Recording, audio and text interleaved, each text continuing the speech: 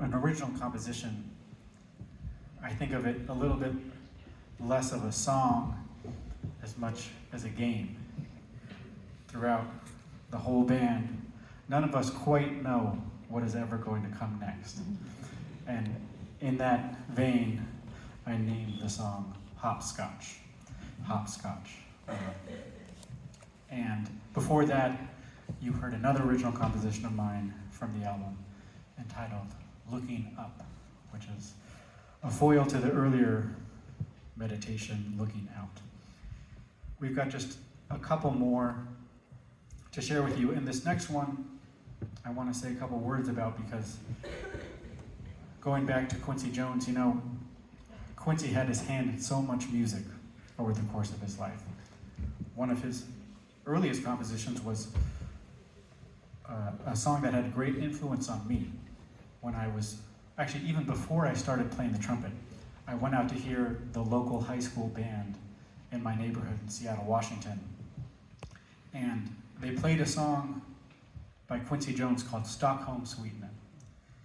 And when I was there in the audience, about 7, 8 years old, and I experienced the power of a big band and the power of the genius of Quincy Jones, it had a tremendous impact on me, and I knew I wanted to dedicate my life to jazz at that moment.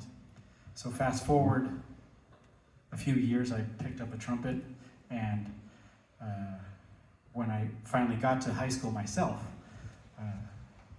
we found out one day that Quincy Jones was going to be coming to school that day to visit his old alma mater. And I was nervous as a trumpet player, you know, knowing that the greatest trumpet player to ever walk those halls was going to come back and check in on the old band.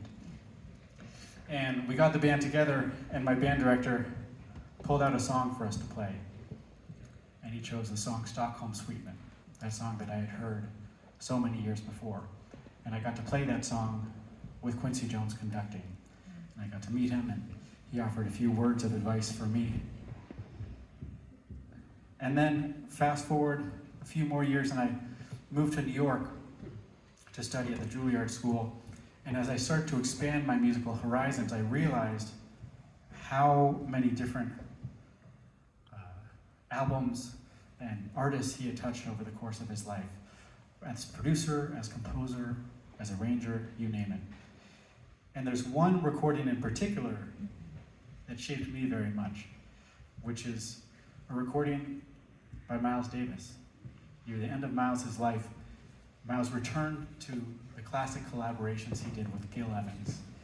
And speaking of their collaboration on Porgy and Bess, and Miles Ahead, and Sketches of Spain. And to lead this great event, this great reunion, of course, none other than Quincy Jones stepped in to conduct the band that day. And there's one song in particular from that suite of music that always stuck with me. And it's one of the shortest compositions in that whole collaboration, but it comes from the Gershwin opera Porgy and Bess, and it's entitled The Honey Man. Here comes the honey man is the text in the opera.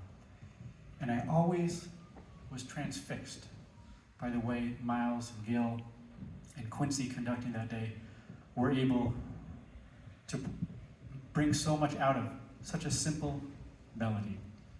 And so when I set out to record this album, I knew I wanted to find my own voice through this song.